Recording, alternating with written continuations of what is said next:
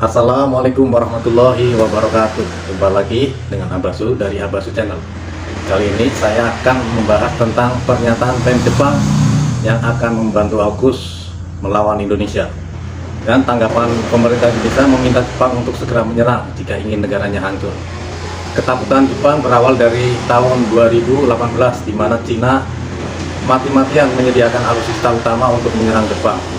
Dan ini tertuju kepada Jepang, di mana mereka ingin sekali membalas Jepang atas penjajahan di Cina pada masa itu. Penjajahan yang dilakukan Jepang kepada Cina hingga sekarang banyak warga Cina ingin sekali menyerang Jepang. Suatu saat bakal terjadi perlawanan dari Cina. Jadi sebenarnya Jepang sudah mengetahui misi Cina untuk mengimbangi kekuatan Cina. Maka Jepang akan memperkuat persaudaraan dengan Amerika, karena hanya Amerika dan sekutunya jalan satu-satunya untuk mengimbangi kekuatan Cina. Itu kenapa Jepang berniat membantu AUKUS melawan Indonesia, karena di belakang Indonesia ada Cina.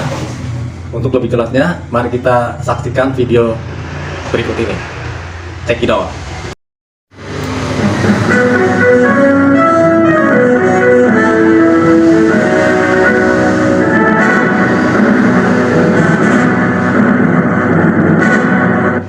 Tidak punya amunisi yang cukup, Jepang tidak akan bertahan, apalagi menang jika perang dengan Indonesia. Nah, kalau memang betul-betul mereka menduduki wilayah yang merupakan kedaulatan kita, apapun akan saya pertaruhkan. Jangan lupa untuk subscribe, like, komen, dan share pada Portal Indonesia, karena video saya bersumber dari Portal Indonesia. Oke? See it no other way than an act of intimidation, one that was unprovoked, unwarranted, and Australia will never accept such acts of intimidation. 我的同意不可分割，中国当然同意不可分割，中国必须同意，也必然同意，哪有不同意的道理？如果有人胆敢把台湾从中国分裂出去，中国军队别无选择，必将不惜一切代价，坚决维护中国的统一。正如最近美国对我们发动的经贸摩擦，关于半岛核问题，中方的立场一贯而且明确。不管发生什么情况，都必须要坚持两个基本的方向：一是实现半岛无核化，捍卫国际核不扩散体系；二是维护半岛和平与稳定，不允许半岛生战生乱。人の話をしっかり聞くということであります。開かれた自民党、そして明るい日本の未来を目指して、今や我が国の民主主義の危機にある、こうした強い危機感を感じ、我が身を顧みず誰よりも早くこの総裁選挙に立候補を表明させていただきます。 Kita harus tegas bahwa hal-hal yang menyangkut kedaulatan dan itu jelas wilayah kita, ya kita akan buat rame, Pak.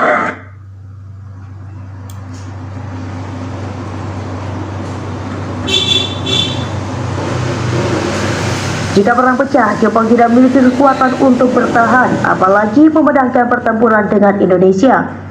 Bahkan militer Jepang terkemuka mengatakan hal itu disebabkan karena Jepang tidak memiliki amunisi yang cukup. Hal itu pula yang mendasari pemerintahan Perdana Menteri Fumio Kishida memulai pembelian sistem senjata baru yang lebih kuat dan canggih untuk memenuhi kebutuhan pertahanannya baru-baru ini. Pasukan bela diri Jepang memiliki jumlah amunisi yang sangat kecil. Angka-angka tertentu merupakan rahasia militer, namun jelas bahwa jika perang dengan Indonesia pecah, amunisi akan habis dengan sangat cepat, ujar Yu Koizumi, pakar dari Pusat Penelitian untuk Sains dan Teknologi Lanjutan di Universitas Tokyo. Dalam pernyataannya pada Kamis seperti dikutip dari TASS. Sejak awal menurutnya pasukan bela diri Jepang tidak dibentuk untuk melakukan perang independen dengan kekuatan besar, seperti dengan Indonesia yang punya sekutu Rusia. Komentar Yu muncul menanggapi upaya pemerintah Jepang untuk menyisihkan anggaran pertahanan rekor besar untuk tahun fiskal berikutnya. Persenjata dan amunisi hanya cukup untuk bertahan selama beberapa waktu, sampai kedatangan pasukan AS dan akhirnya memainkan peran sekunder, jelasnya. Amunisi paling-paling akan bertahan tidak lebih dari 2 bulan selama konflik. Selain itu, 70% amunisi Jepang telah disimpan di Pulau Bali Utara Hokkaido sejak periode Perang Dingin dan konfrontasi dengan Uni Soviet, dan akan sangat sulit untuk memindahkannya ke daerah yang berpotensi menjadi konflik dengan Indonesia, menurutnya. Yu kemudian memperinci sekitar 15.000 amunisi digunakan setiap hari dalam operasi tempur yang sedang berlangsung di Ukraina. Jepang tentu tidak akan memiliki kemampuan untuk menanggung lingkup operasi militer semacam itu. Itu sebabnya untuk mendukung kekuatan militernya, baru-baru ini Jepang meningkatkan pengeluaran pertahanan negara menjadi 2% dari produk domestik bruto (PDB).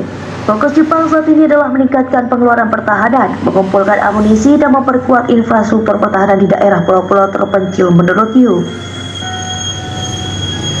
Dalam beberapa tahun terakhir, Jepang telah secara teratur meningkatkan pengeluaran pertahanannya. Pada tahun fiskal saat ini, alokasi ini telah berkembang menjadi 5,37 triliun yen atau sekitar 39 miliar dolar AS. Dana ini akan disalurkan ke dalam pengembangan dan produksi massal rudal jarak jauh, drone serang, dan sistem pertahanan rudal anti balistik baru yang mampu mencegat target hipersonik. Partai Demokrat Liberal yang berkuasa di Jepang telah mengusulkan agar pengeluaran militer untuk menjadi 2 kali lipat dari sekarang. Jika parlemen negara itu menyetujui permintaan ini, pengeluaran militer Tokyo akan meningkat lebih dari 4%. Pertanyaannya adalah, apakah negara itu mampu membayar pengeluaran ekstra yang begitu besar? Militer Indonesia pastilah memperhatikan tingkah pola klaim Australia di Pulau Pasir. Pulau Pasir bagian dari NKRI, maka wajib hukumnya militer Indonesia mempertahankan kedaulatan negara dari klaim Australia.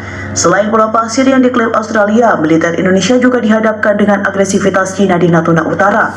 Cina juga mengklaim Natuna Utara dari Indonesia. Dengan demikian, masalah klaim ini harusnya jadi perhatian tersendiri bagi pemerintah Indonesia. Memang masalah klaim menjadi menu diplomatik tersendiri bagi Indonesia. Urusan klaim wilayah Indonesia dimulai oleh Malaysia, Sipadan, Ligitan, dan Ambala jadi buktinya. Namun saat ini Malaysia mana berani mengklaim wilayah Indonesia. Militer Malaysia cupu, ketinggalan teknologi, dan tak mungkin berani lagi melawan Indonesia. Masalahnya di saat Malaysia sudah tak rewel, saudara persemakmurannya yakni Australia buat ulah Pulau Pasir. Bahkan menurut pemberitaan di media massa baru-baru ini, ada indikasi Australia mendirikan pengeboran minyak bumi di Pulau Pasir. Pelanggaran kedaulatan ini mesti disikapi serius oleh Indonesia. Padahal Australia melalui PM Anthony Albanese beberapa waktu lalu menemui Presiden Joko Widodo di Istana Bogor. Albanese mengungkapkan jika Australia ingin menjalin hubungan erat dengan Indonesia. Ia sengaja melontarkan hal ini lantaran adanya gangguan Cina di utara yang mengancam langsung kepentingan Australia. Australia ingin mengintensifkan kerjasama pertahanan bareng Indonesia, misalnya latihan Super Garuda Shield 2022. Indonesia mengundang Australia. Kemudian Australia giliran mengundang Indonesia ke Exercise Pitch Black 2022. Indonesia mengirim F-16 dalam latihan Akbar Matra Udara itu. Dalam latihan itu, Indonesia bersama negara-negara sekutu mempraktekkan operasi udara terpadu. Salah satunya ialah menempatkan kekuatan udara dalam waktu 1 kali 24 jam di teater Asia Pasifik. Latihan ini mungkin ditujukan kepada Cina yang menjadi ancaman bagi sekutu di Asia Pasifik. Jerman mengklaim dengan mengikuti latihan tersebut, pihaknya telah menguji kemampuan jet tempur untuk memproyeksikan pasukan dari pangkalan ke kawasan Indo-Pasifik dalam waktu 24 jam. China memandang Pitch Black 2022 sebagai upaya tersistematis untuk melawan klaim 9 Days Live. Bagi China perlu disadari dengan jelas bahwa Amerika Serikat secara delusi mengumpulkan banyak negara dan menciptakan berbagai pengepungan anti-China, lapor Sina.com. Dengan adanya latihan ini, setidaknya negara-negara yang kontra terhadap China dapat memberi tekanan ke Beijing bila konflik berubah jadi bentrokan bersenjata. Latihan militer bersama secara tidak langsung menyampaikan pesan bahwa kekuatan militer dapat diinvestasikan dalam kasus terburuk yang memiliki efek memberi tekanan pada China. Ujar peneliti dari Asosiasi di Asian Institute for Policy Studies di Korea Selatan, Yang Su. Sementara itu, Australia memang sengaja mengundang Indonesia dalam Pitch Black 2022 supaya tak condong ke Cina. Indonesia adalah salah satu mitra terpenting Australia. Australia akan terus melakukan latihan bersama, memberikan pelatihan militer dan kebijakan. Dan sesuai dengan undang-undangnya sesuai mengekspor peralatan militer ke Indonesia, jelas Departemen Pertahanan Australia, dikutip dari Al Jazeera pada 19 Oktober 2022. Australia berusaha menjual peralatan militernya ke Indonesia. Mau tak mau laga ini dilakukan meski Australia memandang Indonesia sebagai negara pelanggar HAM.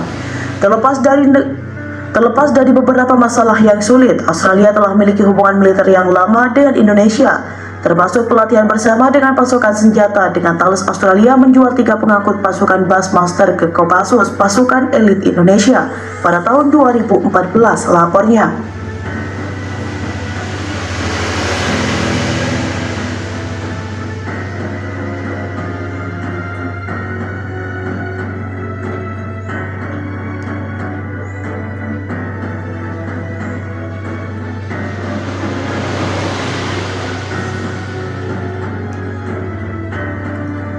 Indonesia sudah sangat siap guys menghadapi Jepang dengan AUKUS-nya. Jadi kita sebagai warga negara, kita dukung TNI kita siap untuk membela TNI kita. Oke guys.